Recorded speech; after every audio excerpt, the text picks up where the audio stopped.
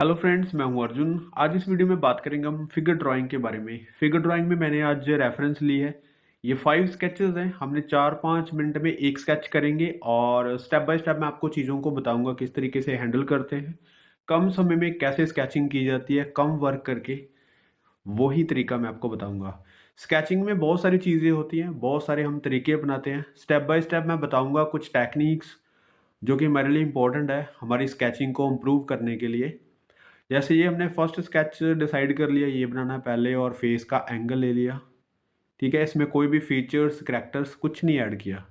उसके बाद torso. Torso को अभी हमने सिर्फ एक एंगल वाइज कोट की जो लाइनिंग है बैक साइड ले ली। ठीक है, जहाँ तक उसकी लेंथ है वो ले ली है। ठीक है, ये लाइन स्ट्रेट है। यहाँ पे बाजू ऐड करते हैं। हैंड नहीं है वहाँ पे, उसने पॉकेट में डाला हुआ, तो इसका सिर्फ एंगल लेंगे। ये वाली कोट वाली लाइनिंग, दूसरी साइड हल्की सी डार्क लाइन है, और इस चीज़ को हम इस तरीके से लेते हैं। और जो बाजू है वो थोड़ा सा एंगल वाइज रखेंगे और रिलैक्स पोजीशन में रख रहे हैं। और यहाँ पे देखो लाइन थोड़ी सी हार्ड की ताकि विजिबल रहे। शेडो जो आ रही है हल्की सी मुझे दिखाई दे रही है, उसको मैं ऐड कर रहा हूँ। पूरे कोड को डार्क नहीं कर रहे, कोई वैल्यू नहीं दे रहे हैं, थोड़ी सी शेडो दे के हम कंप्लीट कर रहे हैं। सिंपल लाइनों में बता रहा हूँ कि लाइनिंग में फोकस रखो ताकि आपको दिखे कि आप एंगल कौन सा ले रहे हैं। ठीक है, स्केचिंग में बहुत सारी टेक्निक्स होती हैं। ये भी एक टेक्निक है कि आप लाइनों को बोल्ड रखते हैं, लेकिन सिर्फ एक डिसाइड करते हैं कि एक वैल्यू से काम करते हैं। वैल्यू मतलब आप बिल्कुल लाइट, और जहाँ पे शेडो है थोड़ी सी हल्की सी शेडो देते हैं। मैं आपको बता रहा हूँ किस तरीके से। जैसे बाजू की शेडो हल्की सी हमने दी है वैसे ही। ठीक है, अभी हम टॉर्सो के बाद लेग्स ट्राई करते हैं। कहाँ पे आ रही है लेग्स की जो लाइनिंग है, हल्की सी आगे की तरफ जा रही है, यहाँ पे थाई वाला पॉइंट। ठीक है, उसके बाद यहाँ पे देखो बैक साइड आ रहा है पैर, तो हल्की सी बैक साइड लाइनिंग रखेंगे। ठीक है, कुछ भी ज़्यादा बारीकियों में नहीं जा रही। ये दूसरी लेग है, हल्की सी दिख रही है, और यहाँ पे शूज़ है। मैंने एक हल्का सा पॉइंट ले लिया। अभी देखो जो मैं शेडो की बात कर रहा था, दूसरी लेग्स जो है डार्क में है, हम उसको वैल्यू दे रहे हैं, हल्की सी डार्क वैल्यू, ताकि थोड़ी सी स्केच में डेप्थ आए। वर्क भी कम है, कोई भी फोल्ड वगैरह कुछ नहीं वहाँ पे विजिबल करना, डार्क लगा रहे हैं। ये शूज़ यहाँ पे दिख रहा है, तो इसको थोड़ा सा विजिबल कर देते हैं। और ये लाइनिंग हल्की सी मैं और ज़्यादा स्ट्रॉन्ग कर देता हूँ ताकि स्केच में थोड़ी सी विजिबिलिटी आए, आप देख सकें। तो यहाँ पे शूज़ है, उसका शूज़ का एंगल देखो, हमारे वाली साइड है थोड़ा सा एंगल, उसको थोड़ा सा डार्क वैल्यू दे के छोड़ सकते हैं ताकि बाकी स्केच को थोड़ा सा अलग लगे। तो यहाँ पे देखो कुछ भी वर्क नहीं है, आप सिंपल सिंपल लाइनें देख रहे हैं। ये 3-4 मिनट में ये स्केच कंप्लीट हो जाता है इस तरीके से। तो स्केचिंग को थोड़ा बोल्ड रखें। जब भी आप स्केचिंग करते हैं तो अलग अलग तरीके अपनाने हैं आपने कि किस तरीके से आपको काम करना चाहिए। ठीक है, पेंसिल के पकड़ने का तरीका अलग अलग होना चाहिए। एक ही तरीके से स्केचिंग करना, आपकी स्केचिंग में स्टिलनेस आ जाती है, कुछ भी चेंजेस नहीं आ रहे, वैसे ही काम होता रहता है। आप में कोई इम्प्रूवमेंट नहीं आती। तो यहाँ पे देखो फेस का हल्का सा इंप्रेशन दे रहे हैं, आईज नोज लिप्स, क्योंकि ये बहुत ही छोटा सा, मेरे नेल से भी बहुत ही छोटा सा स्केच है फेस का, और उसमें हल्का सा इंप्रेशन दे रहे हैं फेस का। ठीक है, तो ये देखो इतने मिनट में ये कंप्लीट हो गया। अब करते हैं दूसरा। दूसरे स्केच को लेते हैं जो चलता हुआ आ रहा है, फ़ोन पकड़े हुए, और उसके फेस का जो एंगल है वो कुछ ये है। उसके बाद ये नेक हो गया। ठीक है, हेयर का स्टाइल कोई भी हो सकता है। मेन चीज़ जो है फेस का जो एंगल है वो डिसाइड करना है कि वही होना चाहिए लगभग। ठीक है, ज़्यादा ज़रूरी भी नहीं है, लेकिन वो जो देख रहे हैं वैसे एंगल्स में हम एक स्केच कर रहे हैं तो वो एंगल ज़रूरी है, ना कि उसके कोई हेयर स्टाइल या फिर फीचर्स, ये सारी चीज़ें अलग हैं। उसके बाद ये देखो नेक से आप शोल्डर डिसाइड कर सकते हैं कहाँ पे आ रहे हैं। ठीक है, हल्का सा जेस्चर जैसे ये वाले कॉलर्स।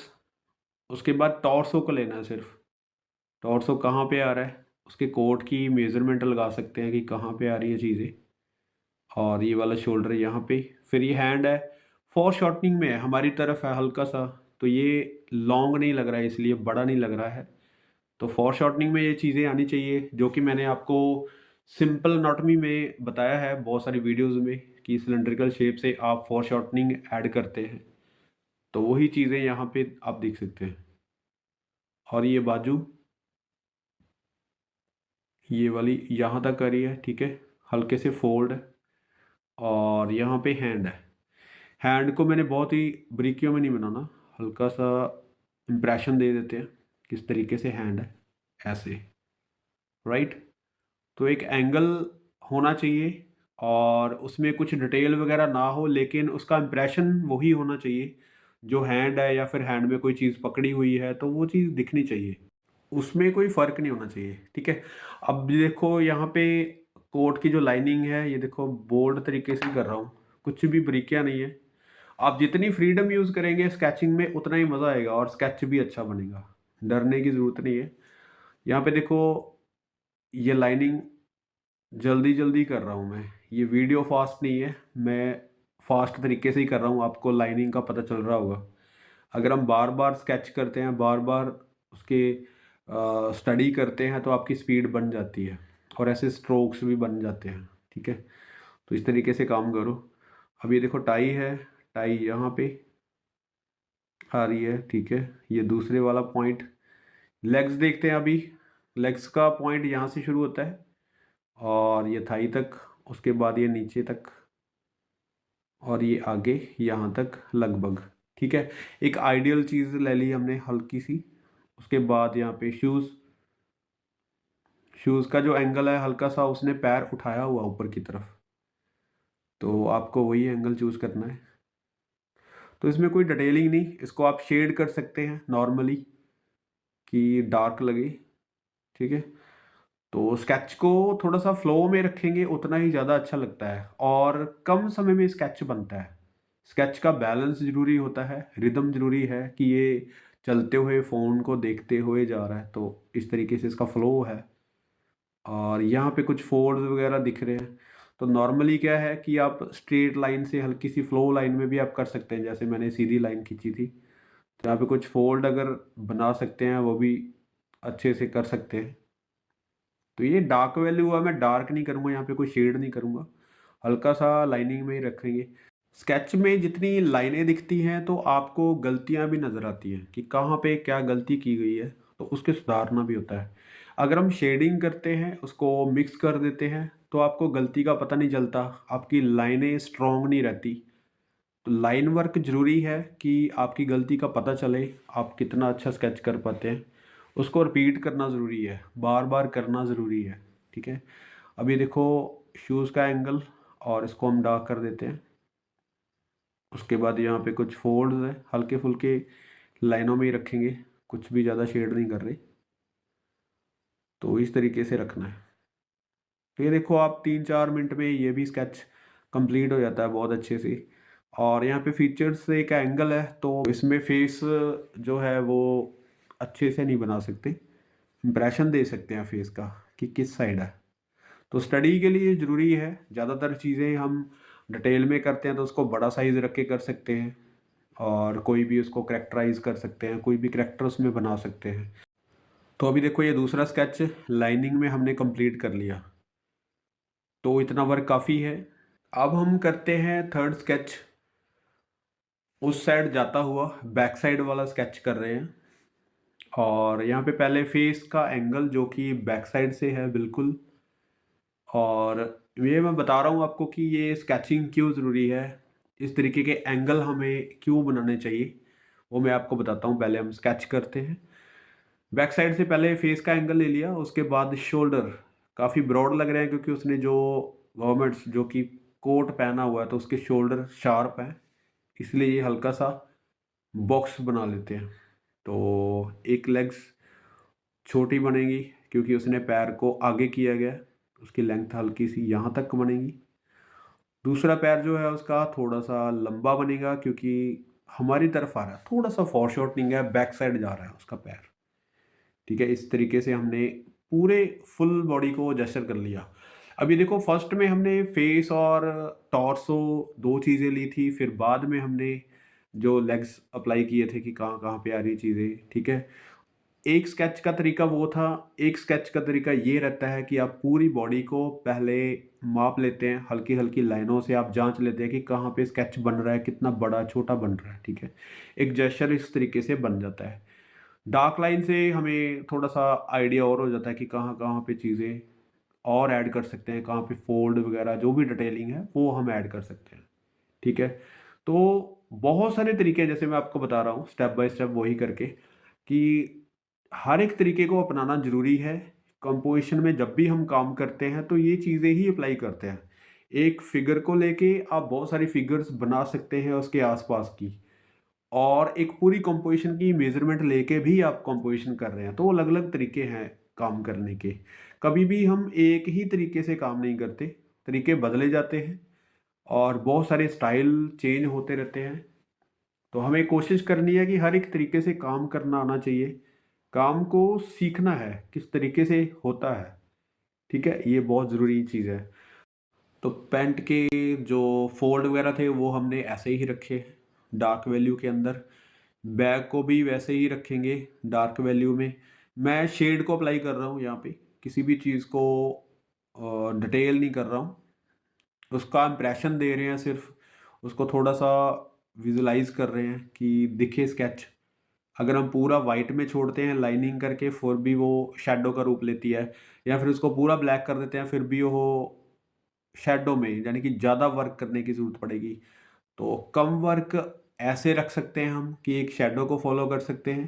दूसरी चीज़ को हम व्हाइट वैसे ही रफ़ छोड़ सकते हैं। जैसे ये कोट के ऊपर हल्के-हल्के फ़ोल्ड हैं तो हल्के से दिखाएँगे, बाकी का एरिया व्हाइट छोड़ देंगे। ठीक है?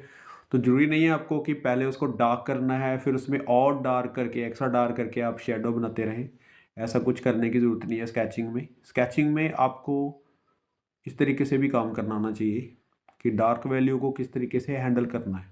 अब ये देखो कोट के ऊपर जो है वो व्हाइट शैडो दिख रही है हल्की-सी और नीचे जाते-जाते शैडो में और ज़्यादा हम थोड़ा-सा डार्क करके तो शेड ऐड करेंगे तो अलग तरीके से ये दिखेगा। तो ये हो गया कंप्लीट। अब हम करते हैं थोड़ा-सा साइड पोज़ जो कि बैग लेके चलता हुआ दिख रहा है, ठीक है? तो यही चीज़ को अप्लाई करेंगे पहले फेस, ठीक है? फेस का जो एंगल है वो, फिर उसके बाद हल्का-सा ये डार्क कर देते हैं हेयर्स इसकी। उसके बाद हम फेस का एंगल ले लिया, ठीक है? यहाँ पे कॉलर्स, उसके बाद ये शोल्डर, ठीक है? ये बाजू, उसके बाद हल्की-सी ये वाली बाजू सीधी है और यहाँ तक, फिर ये कोट का थोड़ा-सा एंगल है इस साइड, राइट? और फिर बाजू से हल्की-सी हम शेड डिसाइड करेंगे कहाँ पे आ रही है। ये वाला पॉइंट आ गया कोट का, ठीक है? ये पूरा शैडो में है बैक साइड उसकी, लेकिन हम पूरा इसको डार्क नहीं करेंगे। बाजू पहले देखते हैं बैक साइड की, ये हैंड आ गया इसका, ठीक है? हैंड में बैग पकड़ा हुआ है, बैग का जो एरिया है वो इतना। उसके बाद ये वाली लेग्स पीछे की तरफ आ रही है हल्की-सी, तो ऐसे ही इसको बैलेंस करना है पूरी फिगर को। तो पहले ही इसको डिसाइड करना है यहाँ तक। अभी देखो पूरी लाइनें जो है फिगर की वो बन रही हैं, ठीक है? पहले से हम डिसाइड कर रहे हैं कि हमारी फिगर जो कितनी बड़ी, छोटी या फिर मोटी-चौड़ी कितनी बन रही है, वो एक आइडिया बन जाता है। दूसरा पैर पैर को उठाया और उसने एडी ऊपर है, तो इस तरीके से दिखाएँगे और शैडो में दिखा सकते हैं। अभी देखो पूरा व्हाइट स्केच है, कोई भी हम शेड नहीं किए हैं, लेकिन जहाँ पे हमें वहाँ पे शैडो दिख रही है, वही ऐड करना है सिर्फ़। पूरे स्केच को अगर हम वैल्यू के अकॉर्डिंग देखेंगे तो ब्राउन बैग है तो काफ़ी डार्क बनेगा। कोट है डार्क ब्लू है, नेवी ब्लू है तो वो भी बहुत ज़्यादा डार्क बनेगा। लेकिन जब हम स्केचिंग में अपना वर्क करते हैं तो स्केचिंग में वही चीज़ मैं बता रहा हूँ आपको कि आप टोन्स अपने तरीके से ऐड कर सकते हैं। 2 ही टोन में काम कर सकते हैं। ज़्यादा टोन्स ऐड करने की आपको ज़रूरत नहीं होती। जैसे ये शैडो हमने ऐड कर दी हल्की-सी, ठीक है? और ये बैग यहाँ पे है, तो इसको भी हम 2 ही वैल्यू में डिसाइड करेंगे। पहले ड्राइंग इसकी और ये वाला पॉइंट हल्का-सा डार्क और ये जो व्हाइट एरिया है उसको हल्का-सा शेड करेंगे। बाजू आगे की तरफ जाती हुई है, हल्की-सी फोरशॉर्टनिंग में है, तो इस तरीके से ये मैं बहुत फास्ट तरीके से कर रहा हूँ स्केच, बड़े आराम से करेंगे और ज़्यादा टाइम लगेगा, कम क्वांटिटी निकलेगी। बोल्ड तरीके से करेंगे, कम काम करेंगे उसमें और ज़्यादा क्वांटिटी निकलेगी और अच्छी भी निकलेगी, क्योंकि थोड़ी-सी फ्रीडम आ जाती है, थोड़ी-सी लाइनें हमारी स्ट्रॉन्ग हो जाती है, तो थोड़ा-सा डर भी निकल जाता है स्केचिंग करने का। और ये देखो अभी बैक साइड है, हल्की सी वैल्यू दे सकते हैं, मैंने शेड कर दिया ताकि एक साइड लाइट और डार्क बन सके, ठीक है। हैंड का एंगल कोई चीज़ उसने पकड़ी हुई है, बस उसका हल्का सा इम्प्रेशन। तो ये देखो बहुत ही कम समय में ये भी स्केच हमारा कंप्लीट हो गया। तो लाइनें ही रखनी है सिर्फ, इसमें कोई भी शेड या फिर एक्स्ट्रा वर्क कुछ नहीं कर रहे हैं, तो इतना वर्क काफ़ी है।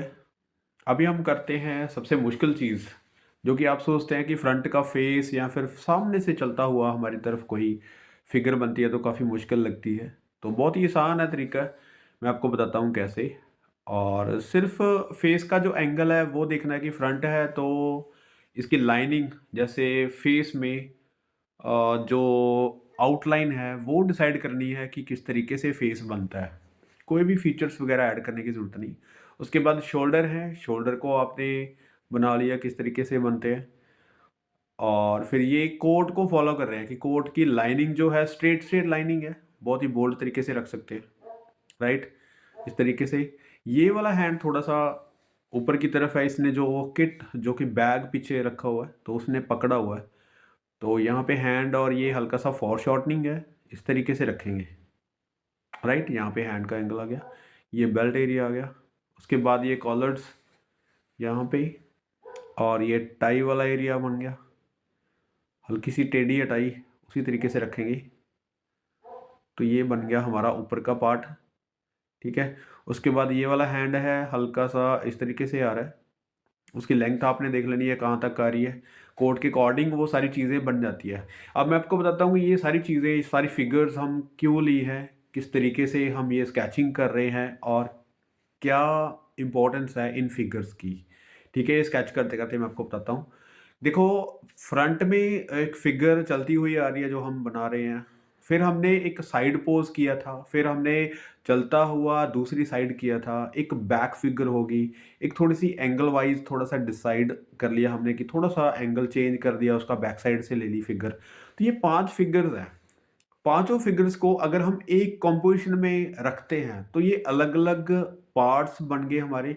किसी भी तरीके से कोई भी कंपोजिशन में कोई भी फिगर हमें ज़रूरी लगती है तो वहाँ पे हम ऐड कर सकते हैं। किसी भी मेले के सीन में, कहीं पे भी आप कोई मार्केट सीन बना रहे हैं तो वहाँ पे चलता हुआ या तो फ्रंट का होगा या फिर बैक होगा या फिर साइड वाले पोज़ होंगे। तो ये सारे पोज़ जो है हर एक कंपोजिशन में आप देखेंगे कि यही एंगल ज़्यादा इम्पोर्टेंस रखते हैं। ठीक है, इसलिए मैंने ये सारी फिगर्स एक साथ देखी और यहाँ पे स्केच करके देखी है कि जो भी हम कंपोजिशन करेंगे, उस कंपोजिशन में ये वाली फिगर्स कहीं न कहीं हमें दिखाई दे देती हैं। या तो बैक साइड से होगी या फ्रंट से या फिर किसी और एंगल से, या फिर बैठे हुए होते हैं या फिर चलते हुए, अगर हम मार्केट सीन में देखते हैं तो चलते हुए इधर-उधर जाते हुए ही फिगर्स दिखेंगी। तो ये सारे एंगल्स वहाँ पे आप देख सकते हैं। बहुत ही नॉर्मल सी फिगर्स हैं।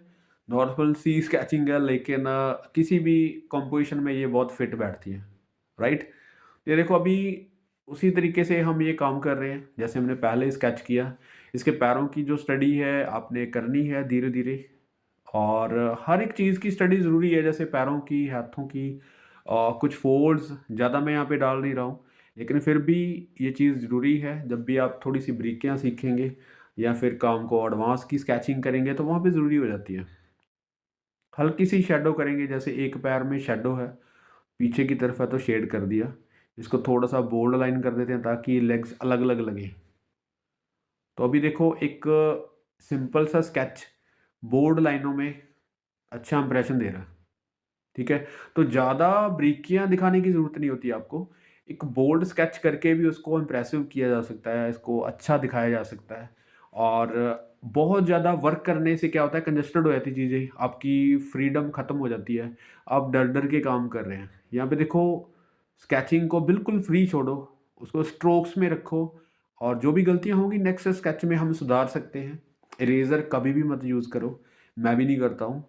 जैसे ये मैं सॉफ्ट चारकोल पेंसिल यूज़ कर रहा हूँ, तो सॉफ्ट चारकोल से काफ़ी मुश्किल हैंडलिंग होती है, लेकिन फिर भी अगर आप प्रैक्टिस करेंगे डेली तो हो जाता है, इतना कोई भी मुश्किल चीज़ नहीं होती। अभी देखो फेस के इंप्रेशन देने हैं, कोई भी यहाँ पे फीचर्स नहीं डाल रहा हूँ मैं, आइज़, नोज़, लिप्स इनकी कोई डिटेलिंग नहीं कर रहा हूँ, सिंपल सा वर्क कर रहा हूँ ताकि ये फेस लगे। तो उम्मीद करता हूँ इस स्केचिंग से काफ़ी चीज़ें आपको क्लियर हुई होंगी। मिलते हैं नेक्स्ट वीडियो में, थैंक यू।